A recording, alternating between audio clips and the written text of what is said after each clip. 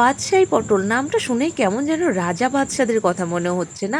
এত যে সুন্দর টেস্ট, বাড়িয়ে তো একটুও বলছি না, যারা খাওনি একবার অন্তত খেয়ে দেখো। আমি কটা পটল নিয়ে পটলের গাগুলো কিন্তু এই ছুরির সাহায্যে একটু করে আঁচড়ে নিয়েছি, আর পটলের দুধার কিন্তু একটু করে কেটে নিয়েছি। সমস্ত পটলগুলো ঠিক এইভাবেই কেটে নিয়ে পটল ভালো করে ধুয়ে নিয়ে পটলের মধ্যে লবণ, হলুদ আর একটু চিনি মাখিয়ে 15 মিনিট মতো রেখে দেবো। এবারে কড়াতে তেল ভালো করে গরম করে নিয়ে কিন্তু পটলগুলো ভাজতে দেবো। আর এদিকে মশলা রেডি করব, ধনে, জিরে, মৌরি আর কিছুটা গোলমরিচ, আর সাথে টমেটো, আদা আর দুটো কাঁচা লঙ্কা। এবারে পটল ভাজাগুলোকে তুলে নিয়ে তেলের মধ্যে গোটা গরম মশলা ফোড়ন করে ধনে জিরে বাটাটা দিয়ে দেব, আর একটু মশলাটা কষিয়ে নিয়ে দেব টমেটো, আদা, লঙ্কার পেস্টটা, আর সাথে দেব সামান্য একটু হলুদ। এইবারে মশলাটা ভালো করে কষিয়ে নিয়ে মশলা থেকে তেল ছেড়ে এলে দেব কিছুটা ছানা দিয়ে একটু নাড়িয়ে নিয়ে দেব গরম জল, আর ঝোলটা একটু ফুটে এলে ভাজা পটলগুলো। রান্নাটা হয়ে আসলে উপর থেকে চেরা কাঁচা লঙ্কা আর স্বাদ মতো চিনি, ঘি, গুঁড়ো গরম মশলা। তবে বন্ধুরা, এই ছানার পটলটা খেতে কিন্তু দুর্দান্ত ছিল।